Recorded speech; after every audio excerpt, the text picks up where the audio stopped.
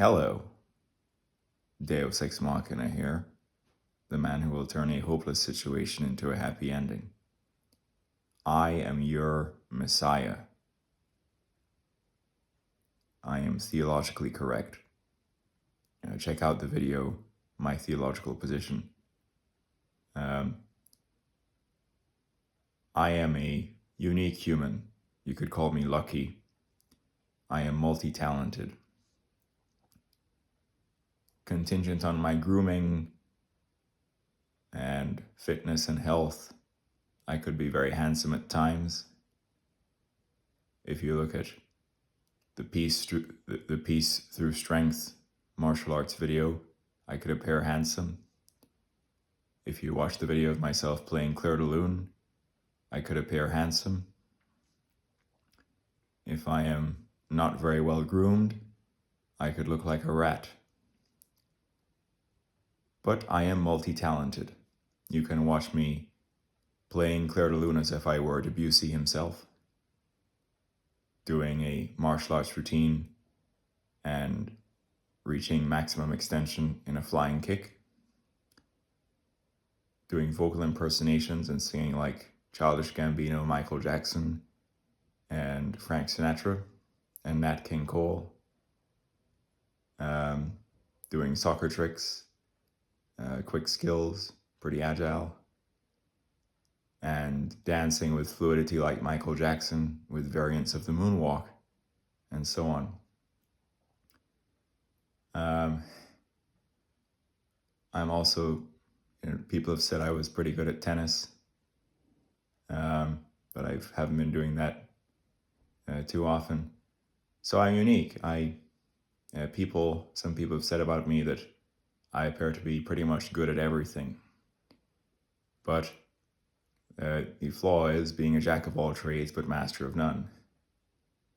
I am not a kung fu black sash, because in kung fu they're called sashes. In karate they're called belts. I am not a concert pianist. My performance of Clair de Lune was not perfect. There were errors. And so on and so forth. I'm not a professional soccer player. Professional soccer players go on the professional soccer path, like from their like teenagers and so on.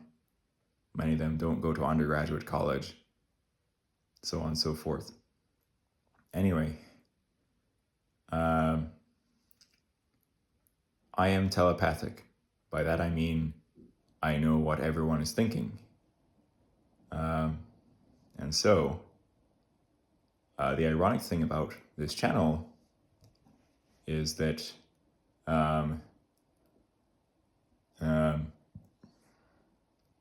my speech on sexuality and much more, where I talk about human sexuality and what's going on, and also my solutions for certain civilization level problems. I was just talking to my phone. I felt inspired when I gave the speech, right? And I uploaded it. I didn't look up how to optimize the title to make it blow up. I didn't add any visual content. I did not add a thumbnail, right? I simply spoke. Now, often I don't particularly have a good way of knowing how to create a video that will definitely blow up. A colorful thumbnail like in my soccer trick short could help. Other stuff could help. But then my speech with a interesting title and no visual content or thumbnail randomly blew up. So I could research more onto how to become popular on YouTube, how to optimize my content for popularity. But for now, I'm just kind of doing stuff. Now, ultimately, the sort of contradiction about me is that I know that anything that could be envied also comes with a curse. And so, am I trying to get famous on YouTube? Well, I believe I have good things to say, and I would like to change everything, be a messianic figure reform theology and change everything, turn a hopeless situation into a happy ending. That would involve me becoming famous.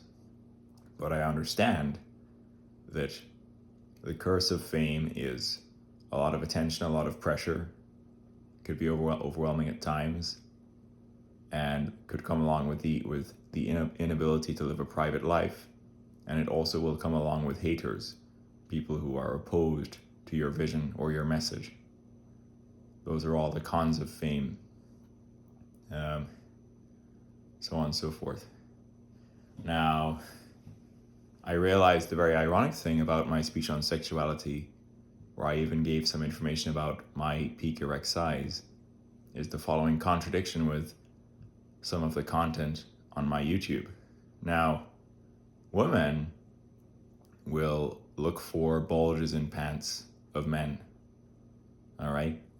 And then other men even sometimes, look for bulges in other men's pants. And so there are different types of male. There is the shower male, whose sort of flaccid size is a higher percentage of their maximum erect size. And then there is the grower male, who basically grows significantly from flaccid to maximally erect. And so the truth for me is the following. When I'm warm, relaxed, and hydrated, my flaccid size will lie between 5 and 5.5 inches, somewhere in that interval. And so if I roll that flaccid up in underwear and put on pants, there may not be any significant bulge. In my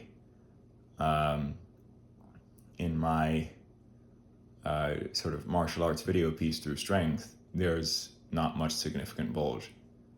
All right, so on and so forth.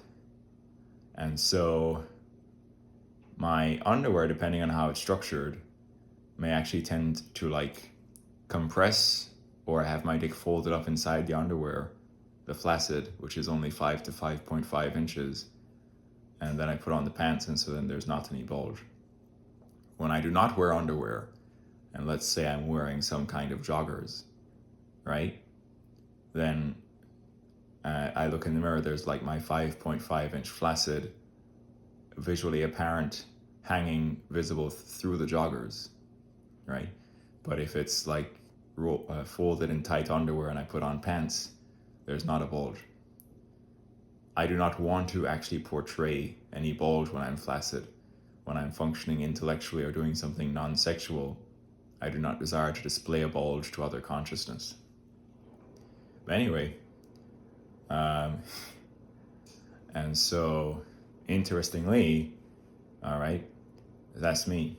Now, flaccid size can as well constrict.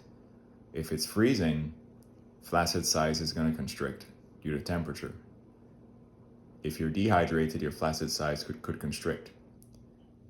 If you exert yourself or do some form of muscular exertion, that could also cause constriction to flaccid size.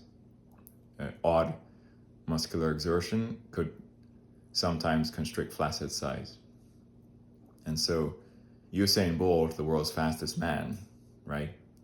He is 6'5". I don't know if that's without shoes, right? And he's the world's fastest man. He's Jamaican like myself.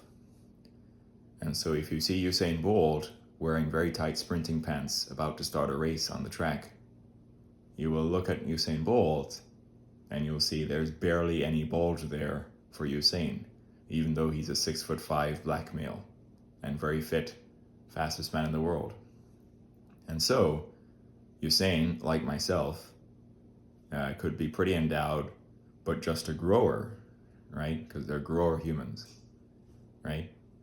Zlatan Ibrahimovic, who's Swedish and so on, and around my height, yeah, you can see Zlatan, freeze frame of him doing some acrobatic kick with his legs somewhat spread or something, and you probably don't see any significant bulge in some frames or still pictures of Zlatan and so on. right? And so when someone is in some kind of underwear in which that you can fold the flaccid up in the underwear and then put on pants, you can like hide any bulge and like not display a bulge, right? So anyway, and so so on and so forth.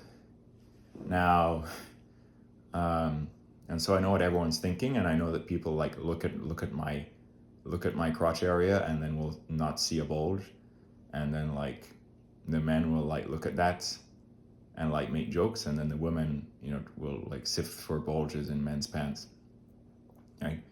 And so on and so forth. Anyway, so on and so forth. Now, yeah. So anyway, and so I can read everyone's mind. Now, my speech on sexuality, where I talked about my peak erect size, has already blown up to over 7,000 views and nearly 30 likes. So that information is already popular, or out there, so to speak. Anyway, and so ultimately, as a grower human, the metric for male erect size is the bone pressed erect length, or BPEL. And so basically, from the top, you press to the bone. This involves compression of the fat pad to bone, and then you measure to head. And so, in my case, my bone pressed erect length at my peak erect size will at least reach 8.5 inches. All right? And so bone pressed erect length is the metric for penis size, because during intercourse with a woman, the male fat pad can compress to the bone during maximal insertion, and so the majority of the full bone press is insertable or functional usable length, right?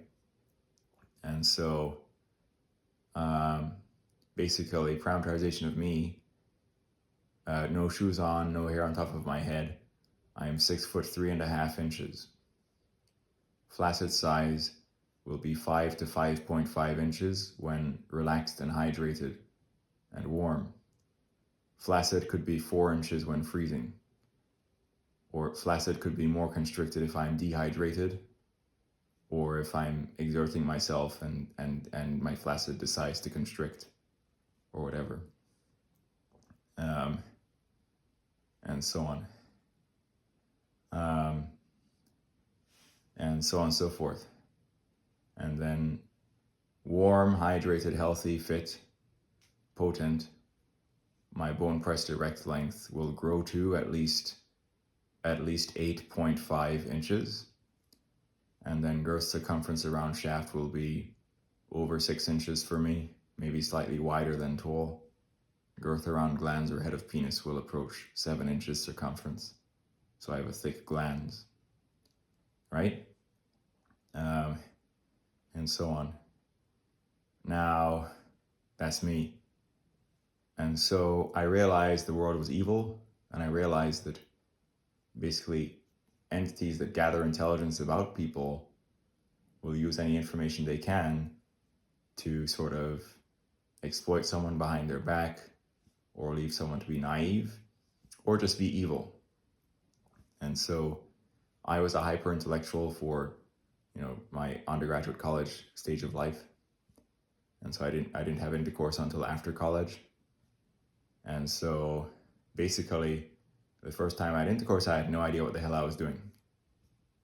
I wasn't in the best shape, didn't know how to maintain peak size.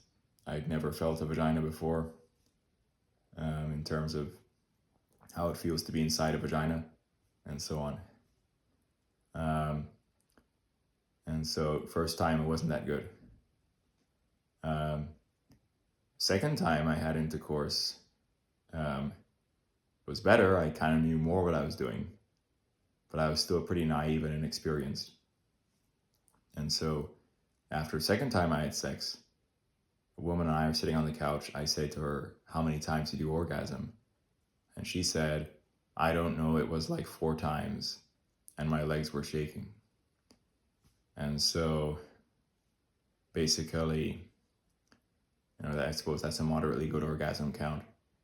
Definitely when she was bouncing on me in a cowgirl position facing me, sitting on the couch, I saw her stop and have a leg shaking orgasm, then continue. She was maybe 5'9", barefoot, 160 pounds, kind of flat-chested, but very large backside, white and Norwegian, facially kind of pretty. Anyway, so on and so forth. Now, so on and so forth. Yet another time I had intercourse. I got the following thing happened. She starts bleeding, and so she says, "I'm bleeding." And so I pull out, and there's blood on the head of my dick. And then she cleans up the blood and is complicit in continuing sex. And so then I really go at it, and I get an "oh my god" out of her. And then at one point I get a scream, and she slightly pulls away from me, and she whips her head around and looks at me with wide eyes. And then when I pull out of her, a blob of blood comes out of her vagina. And so I'm curious, and so I say, "What's going on with this blood?" She said she was not on her period, and she was not losing her virginity because even I had had sex with her before. And so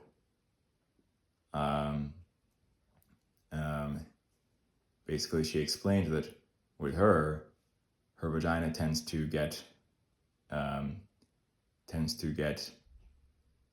tighter as it gets deeper. And so my size must have caused some bleeding or internal tear or something. Right? Anyway. And so on and so forth. And so in my strength as a man, I then figured out that I needed to get toughened up about how to be maximally sexually performant, so that I could become, maybe not the largest or the king, but at least as sexually powerful as I could become, because I realized I was an intellectual but very sexually naive and inexperienced. And so I did research about how to maintain your peak size, right? And so basically, here's the following: how you maintain your peak size. Your legs must be strong, your core must be strong, your cardiovascular health must be strong, and your pelvic floor must be strong. The pelvic floor helps with blood trappage when you're standing up, to maintain your peak size when standing. And so generally, if you're exercising, and if you're doing 3 times a week, 45-minute cardiovascular exercise, and doing strength training for legs and core and so on, that also improves pelvic floor. Arms as well could help. If during practical sex, in certain positions involves arm exertion, just getting stronger. And so basically, I got really fit, and so on. And so then now,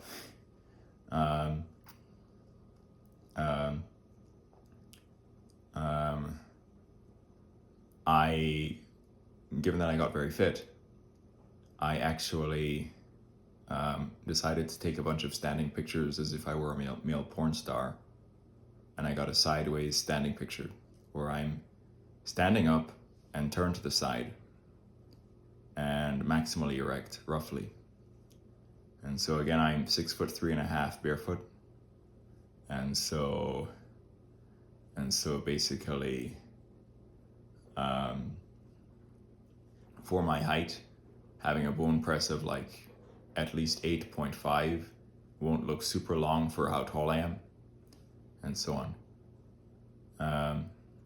And so after all that happened, after I figured out how to maintain my peak size and got very fit for sex and so on, here's what happened.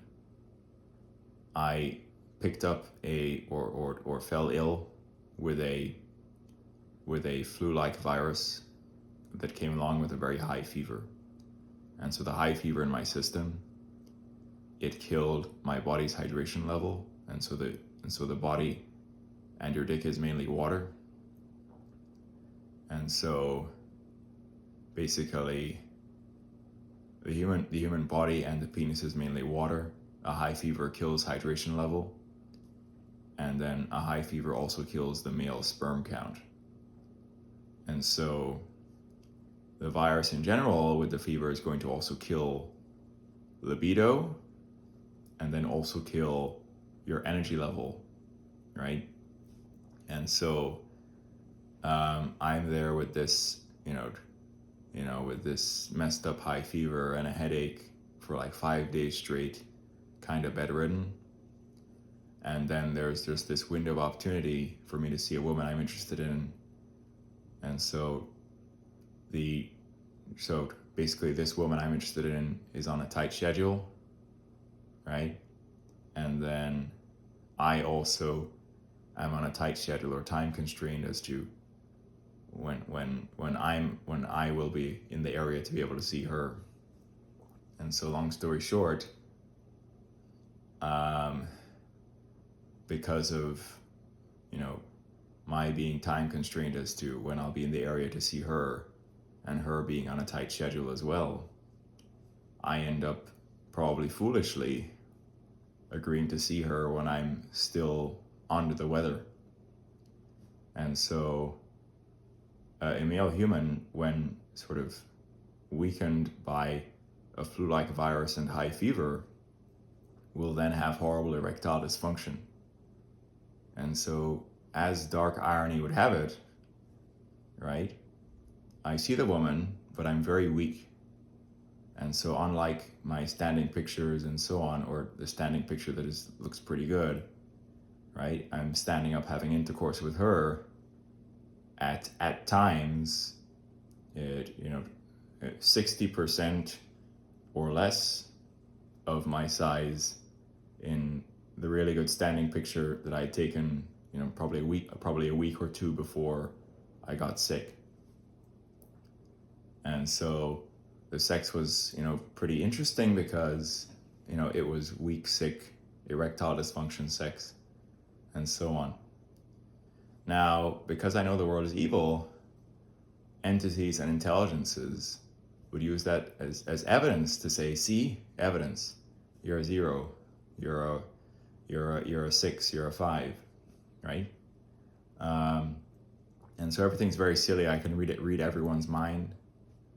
And so, anyway, and then we tried again in the window of opportunity when I could see her, but still, I was still sick, and still not firing on all cylinders, and it still wasn't that good, as compared to times in the past where she said she had 4 orgasms, or other time in the past where there was even blood or something. And so when you're weak and sick and congested nasally and in chest, the sex is just not necessarily going to be as good. You're not going to be at your true peak size as easily because your body's weak, and so on. And so both length and girth will be reduced when you're sick, and so on. Anyway, and so further, the other thing you need to master to be good at sex is sensitivity control, pacing yourself, no premature ejaculation. And so I'm only 25. Male humans who have frequent sex or who are sexually experienced, more sexually experienced than me, maybe in their 30s, right? Pacing themselves, not being very sensitive, ejaculation control. This is good. Anyway, so yeah, Um, anyway, and so my body is at present not weakened by any virus or fever.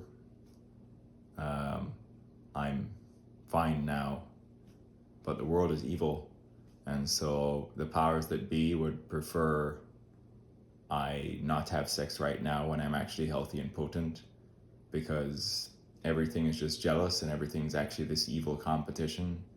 The men are jealous of each other.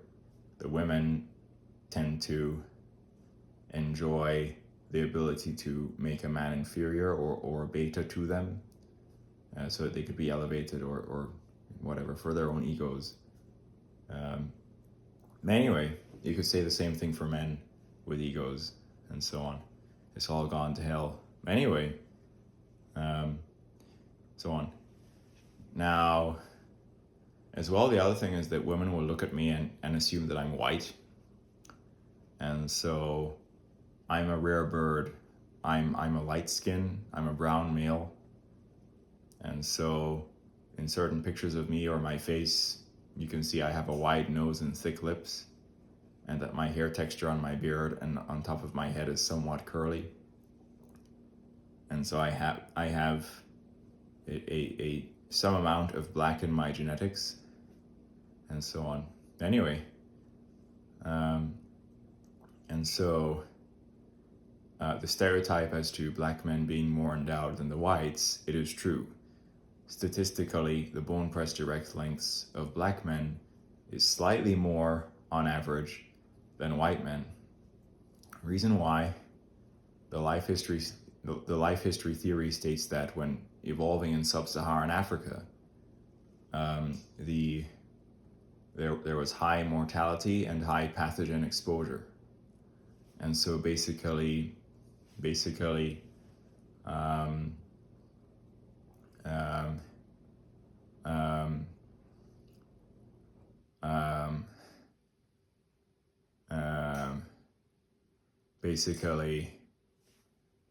what happened there is that because of that high pathogen exposure and high mortality, there was sort of evolutionary selection preference for males with high testosterone and females with high fertility or estradiol. And it was a fast strategy. And so males with high testosterone will be more endowed. Women who are very fertile or highly fertile with high estradiol will be correlated with larger breasts and larger backside. And so basically high pathogen exposure, high mortality in sub-Saharan Africa, fast evolutionary strategy, selection preference for high testosterone males and high fertility and high estradiol women. And so high testosterone men will be more endowed. High estradiol women have larger breasts and larger backside. And so the bone press direct lengths of the African origin men is on average slightly more than the white men. Similarly, the breast size and the backside size of African origin women is on average larger than white women. All right, so on and so forth.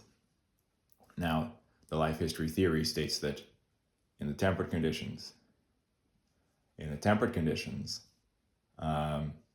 the white folk evolved a slower strategy that was more preferential to intelligence as opposed to testosterone and estradiol or fertility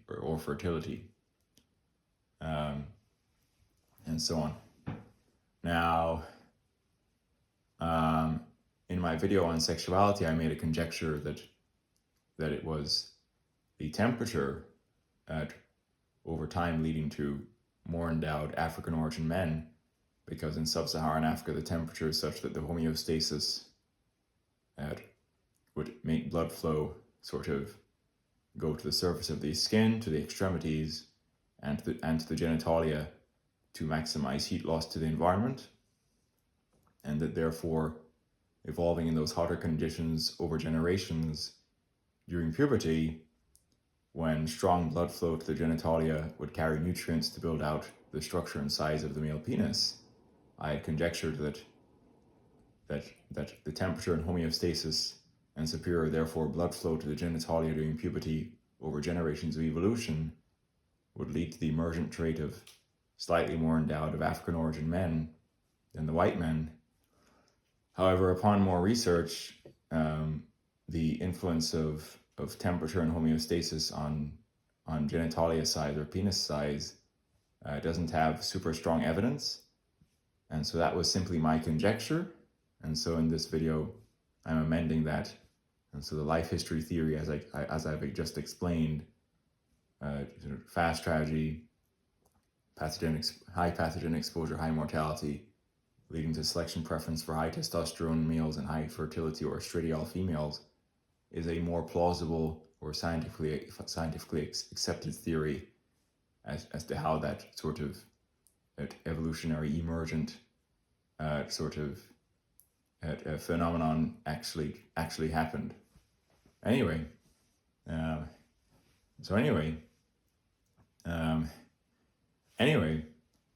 so on and so forth. Now, the thing about this, however, is that there are actually white anomalies, right? And so, depending on testosterone exposure during fetal development, and then also genetics, they're actually very endowed white men. And so a white British man going by the name of Matt Barr is the world record holder in terms of medically verified bone press direct length. And so testosterone exposure during fetal development, and then actually genetics can lead to very endowed white men. Right? And so you may think that since the black men are more endowed on average, then the world record holder for penis size would be a black man. He's a white British guy called Matt Barr, who is larger than even Julio or Brake. Anyway, so on. And so I am simply a brown man or a light-skinned man who is a grower, right? And so on. Now, anyway, so Usain Bolt is a 6'5" fastest man in the world, very fit. In his tight sprinting pants, he shows no significant bulge. He could also just be a grower and be actually moderately endowed. Anyway,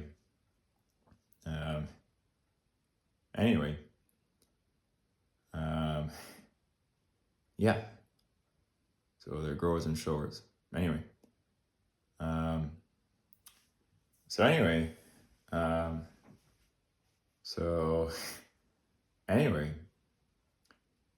having intercourse when very weak and under the weather with this fever and virus led to me reflecting on the following, which is the vow, at Christian vow, in sickness and in health, where basically you're committed to your partner in times of sickness and in times of health. And so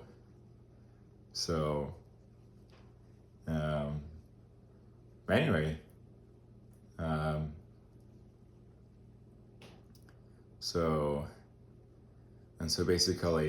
like if you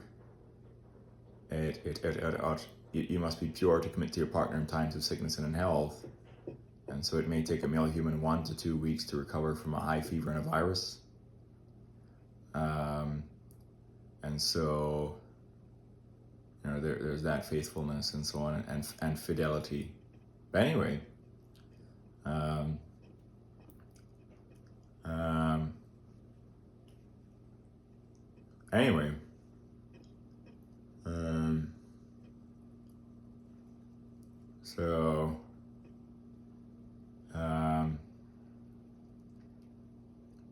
yeah. Anyway,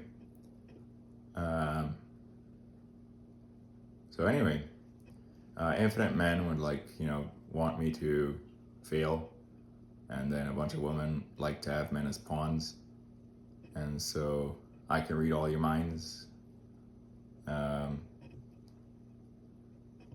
I don't necessarily need sex all the time. Anyway, and so I have a lot to learn and a lot to progress in terms of ascending to ownership of things, at making a living for myself. I'm only 25. I have an undergrad degree in mathematics, double minor in computer science and physics, pretty good GPA. Got into a competitive grad school for electrical engineering, then dropped out because I realized that the debt that I'd be accruing with federal loans didn't feel like it was proportional to the value I was getting. So I canceled my loans and dropped out. Anyway, so yeah. Anyway. Anyway. Yeah. Now, female vaginal accommodation varies, and so the Chinese women have like smaller vaginal accommodation than the Western women, and the Chinese men have smaller bone pressed direct lengths than the Western men, and so the Chinese people can be meant for each other, good fits for each other as a race, and beautiful like emotional intellectual connection, right? And then there's variance in vaginal accommodation and depth among women as well. So when a woman gets aroused, the vagina gets deeper in terms of where the cervix is, and so some women, when aroused, cervix will be 6 inches deep. Some women, when aroused, cervix will be 8 inches deep. And so for my kind of peak bone press, I could be a perfect fit for a woman who is 8 inches deep at cervix, and then male who is not necessarily as endowed as me in terms of peak erect size could be good fit for a woman who is 6 inches at cervix. I think the world's gone to hell in terms of pornographic industry and sexual content, and this whole size superiority, bigger is better thing. It's all very silly and dumb, and so basically it's all stupid. But anyway, so yeah. Anyway, so there was a point in my life in which I would exaggerate myself to 10 inches. And so this is the formal, again, metric for penis size is the bone pressed direct length. And so in that metric, my peak will be at least 8.5 inches, right, with humility, right? And so the porn industry exaggerates size nuttily. You can see videos where it says 13 inches, 14 inches, 12 inches. Now, there are also men who are maybe 5'7" or 5'10" who are, have a pretty endowed bone pressed, and then therefore for their height they will look large in comparison to how long their legs are, because they have a shorter, more compact stature and body. Anyway, and so on and so forth. And so Grok is able to read the internet in terms of like Reddit sections of the internet, like R measured porn stars, where the community takes frames of porn scenes and then estimates the actor's peak size based on reference objects. And so, for example, for Julio Gomez or The Break, in a scene with Abby Love, he's lying on the bed and he's holding his dick with his hand. You can see his thumb there. And so the width of a human thumb is typically about 1 inch. Males will have varying width of fingers. Some males have thick fingers, some thin fingers. And so my width of thumb is slightly less than 1 inch. And then Other thumbs could be precisely 1 inch. And so the estimate for Julio's bone pressed, without exaggeration, is actually around 9.5 inches. 9.5. And then if you ask Grok if he has a pelvic detachment, the answer will be yes. And so where Julio's dick attaches to his body, you can see a section that looks like some form of detachment to extend length, either intentional surgery, or which is a ligament cut, or because he had sickle cell anemia and priapism, causing sort of a naturally occurring pelvic detachment because of damage causing a compromised suspensory ligament. And so it could be a natural detachment or intentional surgical ligament cut, but he has like a appearance of length extension. Now anyway, and so Julio, his profiles would say he's 6 foot tall, but men exaggerate their height by like 2 inches, like if they're wearing shoes or there's hair on top of their head. And so when I say I'm 6 foot 3.5 inches, that's no hair on top of my head and no shoes. And so for reference, I've walked around and the guys noticed I was tall. He said, "Whoa, how tall are you?" I responded with 6'4", right? So I was wearing shoes, this, that, and the other, right? And he said, "Wow, I've been telling people I was 6'5" for years, but you are taller than me, which must therefore mean that I'm 6'3", right?" And so basically, right, everything's exaggerated. And so when I say no shoes, no hair on top of my head, I am 6 foot 3.5 inches, everyone would be confused, because a person of my height normally is thought to be 6'5" or something, right? Because everyone's just exaggerating everything. Anyway, and so Julio wasn't 6 foot barefoot. In terms of how Julio stacks up in terms of his height in comparison to his female co-stars, he was more so in potentially the 5'10" to 5'11" range, maybe realistically a 5'10" barefoot height, and then I'm like a 6 foot 3.5 barefoot height, and then he wasn't 14 inches, he was around a 9.5 bone press, and he seemed to have a pelvic detachment to extend length to get him to 9.5. Anyway, and so on. Now, male porn stars can do girth enhancements as well. Some percentage of high girth performers where porn stars are enhanced. And so you can go to an LA surgeon and ask for implants to make your dick thicker. You can also do dermal fillers, which are an injection to increase thickness.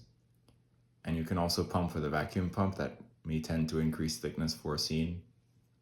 And so in the case of Julio, however, he has sickle cell anemia causing episodes of priapism, and that comes with a side effect of swollen tissue leading to abnormal girth.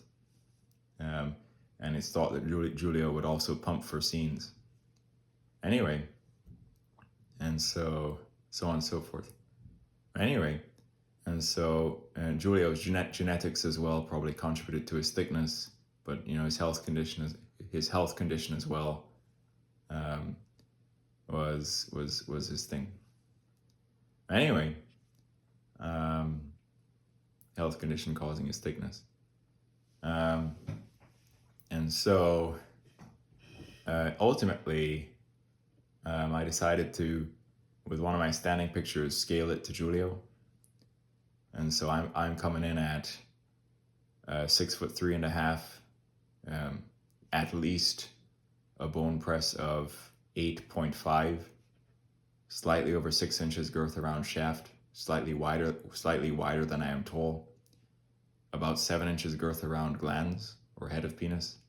Julio's coming in at maybe a barefoot of 5'10" or 5'11", and then a bone press of 9.5, but he had a pelvic detachment sort of extending his length, a thickness on pumped of 6.5 to 6.75, so slightly thicker than me, and then his girth actually sort of tapers off at his glans or head. And so I actually have a larger glans than he does. And so I did some scaled comparisons. And so in terms of girth width, when viewed from the top, I'm about as wide as Giulio. But Giulio indeed has more height in terms of shaft girth than myself. So there's a picture to scale of myself and Giulio. I'm standing up and roughly fully erect. He is kneeling and performing insertion and roughly fully erect. And so when he's performing insertion, he may tend to compress, and so his pelvic detachment area may tend to compress. And so I made the image to scale by making the size of our heads the same. The pixel count or length from back of neck to nose, I made the same. And then the pixel count or length defining the width of our thighs, I made the same to get it to scale. And so interestingly, in length, in that image, I seem to be like at least 97% of his functional length. And then in terms of girth, in terms of height, because it's viewed from the side, I'm standing up and turned to the side. He's kneeling and performing insertion and turned to the side. And so in terms of apparent girth viewed from the side, which is going to give you the height dimension of girth, I'm at least like 92% of his height. Right? When you view the girth from above, I am around the same width as Giulio, but Giulio has more height. Anyway, so that's a real scaled image. And so I'm like a taller, light-skinned brown guy, and he's a shorter, fully black male. And so he is a little bit more than me, right? Anyway, and so on. And so that picture is to scale. I do have an OnlyFans. I got a new fan. I got a new fan recently that actually liked that picture. And there's a few fans. Anyway, so yeah. Anyway, so yeah. Anyway, and so you can't base a relationship on purely sexual things. I was talking to this guy. He said he married the best ass he'd ever seen. And so basically,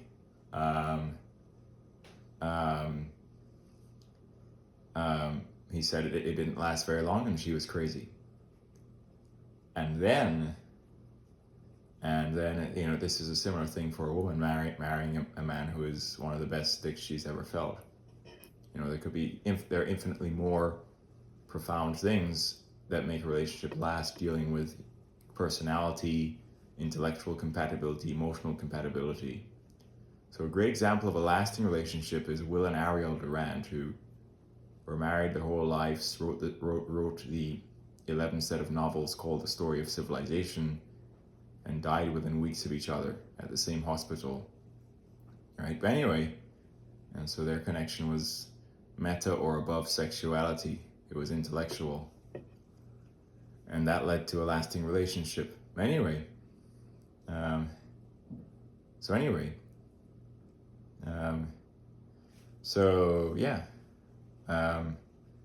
had intercourse with a woman with a very large backside.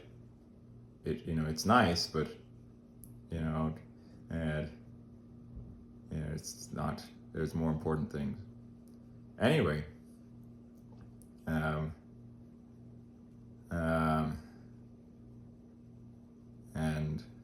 anyway,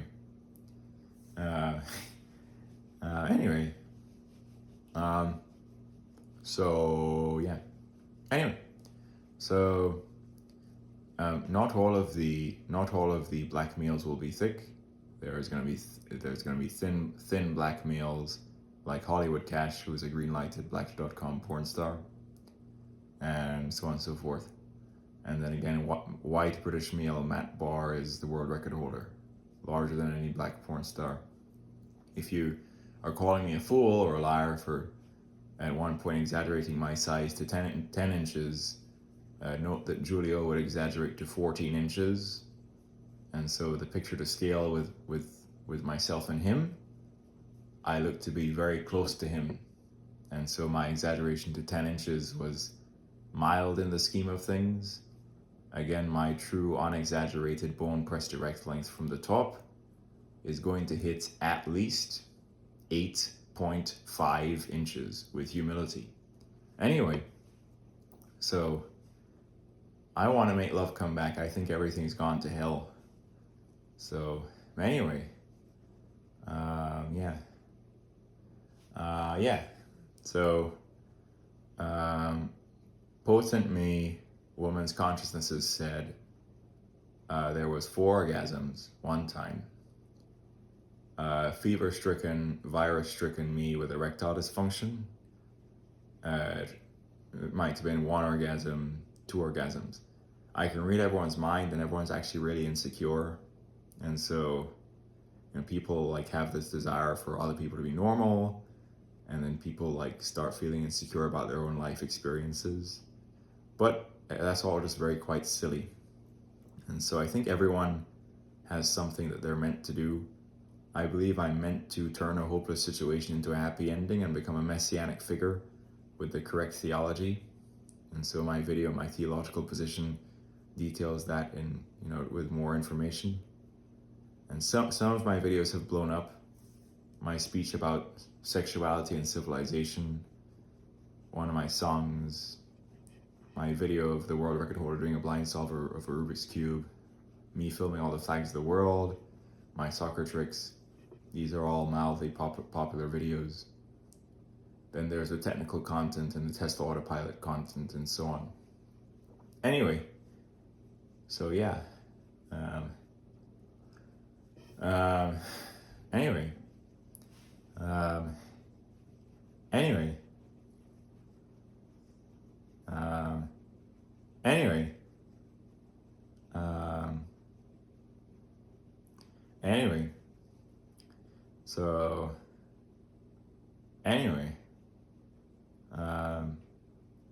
So high estradiol woman will have larger breasts and backside, and that's going to make the male brain scream and desire to impregnate that high estradiol woman who shows visual cues of high fertility. And so larger hips, a large backside means more room for successful pregnancy and birthing. And then this is what the male brain is going to be thinking. Anyway, and so like high testosterone males, more muscular definition, they'll typically be slightly more endowed. Could be, and so on. But anyway, and so in the evolutionary past, being a high testosterone male, it was stronger, more muscular. We had to do physical work and hunt for food, for your wife, for your family, so on, whatever. But in the present technological age, there are very strong men who are not strong in the physical, or the physical, or the physical sense of strength, like testosterone, strong, muscular, or whatever, endowed. There are men who are like strong in the intellectual domain, because intellectual work has dominated now, where very brilliant, technical, intellectual people are strong and wealthy because of their intelligence, not their physicality, so to speak. In the modern time, even though we don't have to hunt anymore because of agricultural technology and so on, there are men who are strong because of their physicality, namely the paid athletes. Anyway, so on and so forth. Anyway, yeah. So, yeah. Anyway.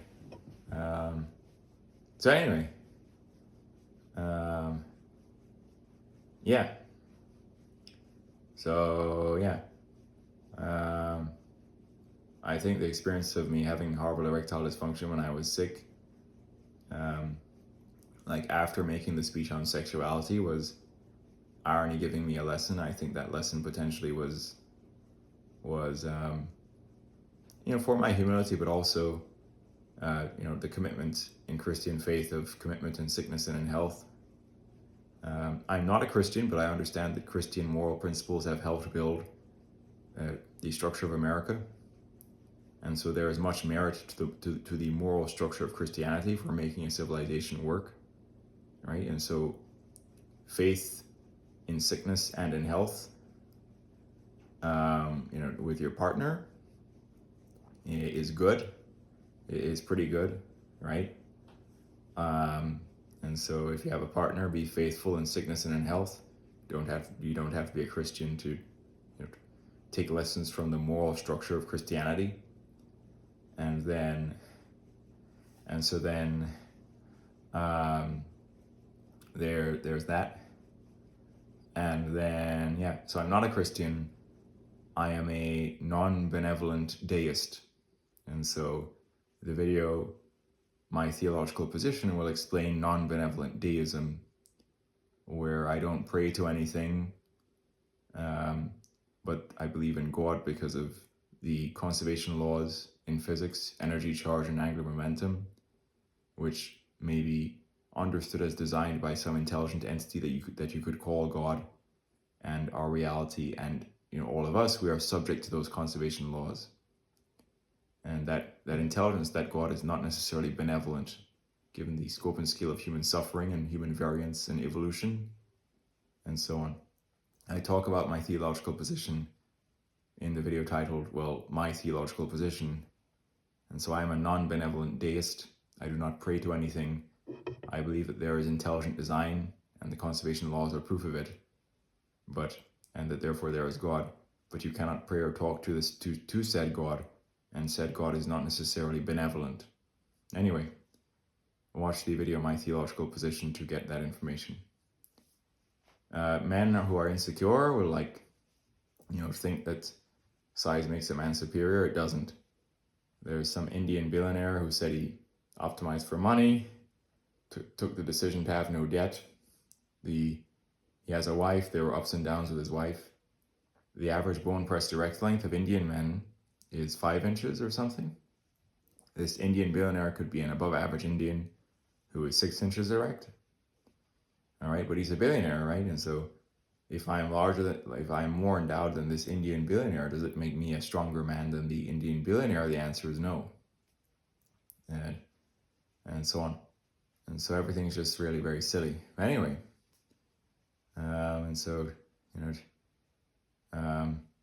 if you're the wife of a very wealthy man, all right, and that wealthy man is not necessarily super endowed, you should be faithful to that wealthy man who's giving you some form of an elevated lifestyle by mere association with him, and instead of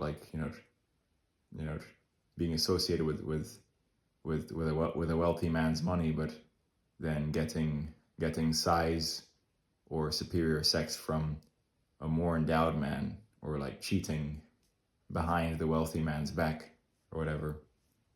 Anyway, because it's all gone rotten, right? So some women are like, I never want to commit to any men. From some men I'll get money, from some men I'll get size. And then there's men who have ownership of stuff, like houses and cars, and have a good income. And then that man's income can help make the woman travel and stuff. I'm only 25. I don't have ownership of anything significant. My Tesla is leased. But anyway, I have much work to do. Anyway, the porn stars, their bread and butter itself is their size and sexuality. All the other guys are doing some other honest job in the economy. Then they're the criminals and scammers. Anyway, so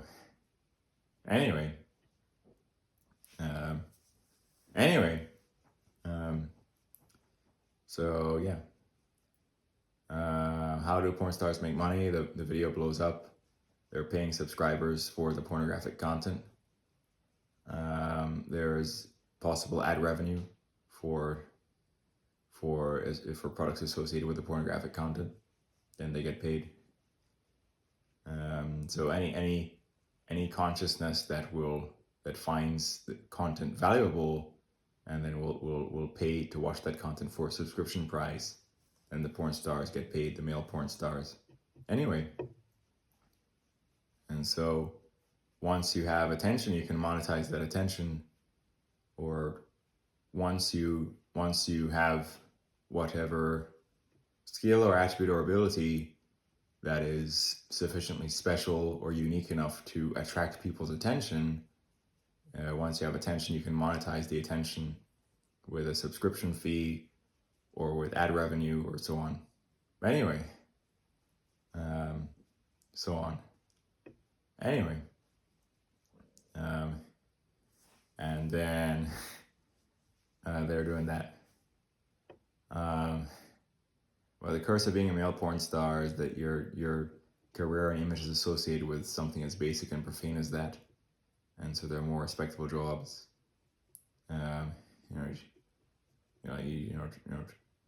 Some more respectable job or professional. You're like, okay, there's not any nude images of that person on the internet, right? And so a lot of supposed respectable people, right? They stick to being a respectable person. They don't want any nude images of themselves on the internet as some porn star or whatever, right? And so many people would look down on porn stars anyway. And so there's cons to everything, right? And so people look down on male porn stars. People would be like, I don't want to have nude content of myself on the internet for people to see, and so on. Anyway, and so on. Anyway, so typical men will do a job in the economy, and then a woman could be involved with them because of the quality of life their income can provide their wife, in part, or just like a true deeper love and connection that is, that stays strong in times of financial tumult or stability. That's deeper. And then porn stars, their bread and butter is their sex itself. And you're like, okay, well, what's the curse of being a porn star who is very endowed and their bread and butter itself is just having sex with hot girls because they're endowed? Answer is,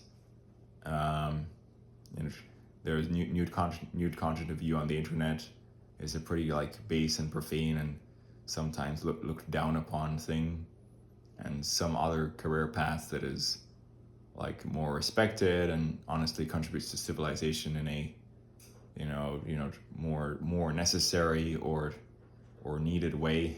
It could be just a bit a bit more respectable. Anyway, and then of course, when porn is made, the porn stars are not necessarily in a relationship with each other. They just make the porn and do the thing. And so talking about relationships with fidelity, the porn stars will just do scenes, different male porn star, different female porn star, they're making money, right? And so it's just, and so what is the definition of the word profane? You're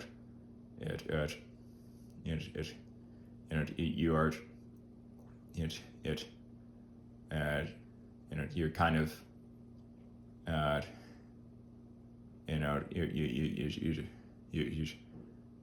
the definition of the word profane is to treat something sacred with disrespect, which is kind of what civilization has done in that respect with porn. So sex, could be viewed as sacred, but then you make it profane. Profane. What is it? What is it to do something profane or whatever? Treat something that is sacred with disrespect. So sex is sacred, but then porn treats it with disrespect, and they just make money. Male porn star, female porn star, making scenes with each other, not in a relationship. They're making money. Anyway, And so monogamous marriages have been the thing. The divorce rate for first marriages is like between like 40 and 42% right now, which means that basically over half of first marriages are lasting, which is a pretty good sign. And so if you base your marriage off intellectual, emotional, personality compatibility, things that are deeper than sex, and you guys like build together and like, you know, are a team through life, it can actually be a pretty deep and profound thing. And so on. But anyway, and like basically, you know, working together as a team, you know, impacts, you know, both of your lives in a positive fashion. And you can also be, of course, sexual, you know, sexually fulfill each other and so on. Anyway, so on. Anyway,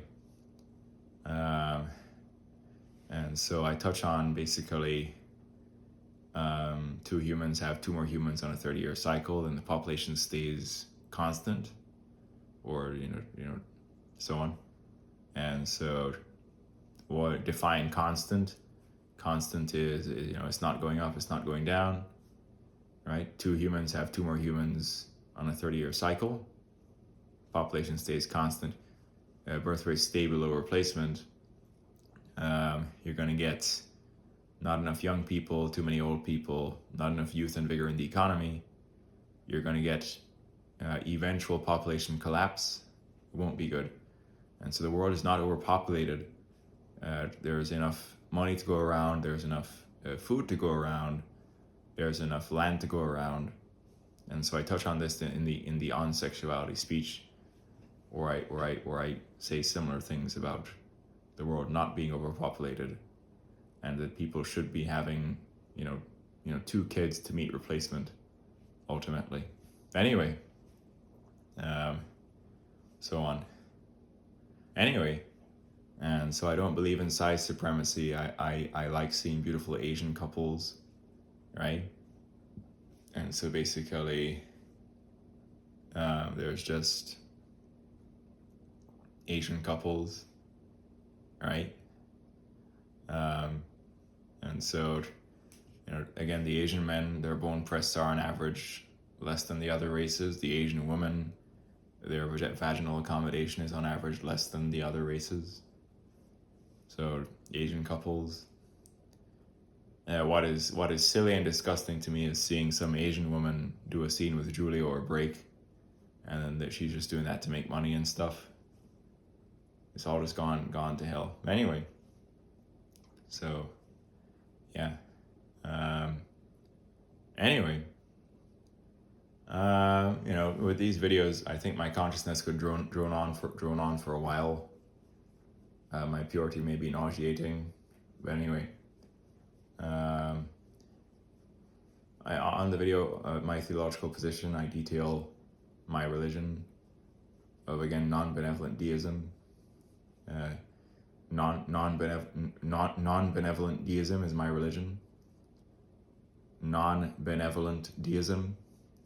But anyway, and then I don't have any proof for the afterlife. The near-death experiences where people say they're seeing their relatives or family members when they're dying. The brain is known to replay tapes of family members when it's dying. So, anyway, you know, we're just, you're displaying, you know, visualizing family members and relatives as it's dying, but not necessarily going to heaven to be with those deceased relatives or family members or whatever. It's just the visualization that the brain is doing as it's passing away. Anyway, so there's notions of heaven in Christianity. There's notions of heaven in Islam. All right, and so the suicide bombers, right, who you know go on a speedboat and you know suicide bomb to attack, you know, a U.S. naval ship, right? As has happened in the past. They believe they are entering, you know, Islamic heaven for their sacrifice as suicide bombers. And so, to any American Christian, you'd laugh at that. You'd say, these guys are idiots. They think they're going to their Islamic heaven, after suicide bombing our naval ship. Similarly, the Islamic people could laugh at the Americans and think they're going to heaven through Christ. And so the actual very dark truth is that is non-benevolent deism, which is that basically all the people are doing is we have these locally prosperous bubbles where we invent a notion of some benevolent God and perform goal-oriented behavior and have prayer to that thing. And if the prayer comes true, given our outward actions to manifest the prayer, the brain has a confirmation bias that some benevolent entity actually heard the prayer. And then the delusion in benevolence is reinforced. And so most likely, the most scientific thing to say is that there's probably not a heaven, or at least there's no proof of it. And so the suicide bombers who are Islam are just dying, right? And so are the Christians. Anyway, but I'm not afraid of eternal sleep. Every night you go to sleep, you get a demo of what dying is like. You just sleep forever.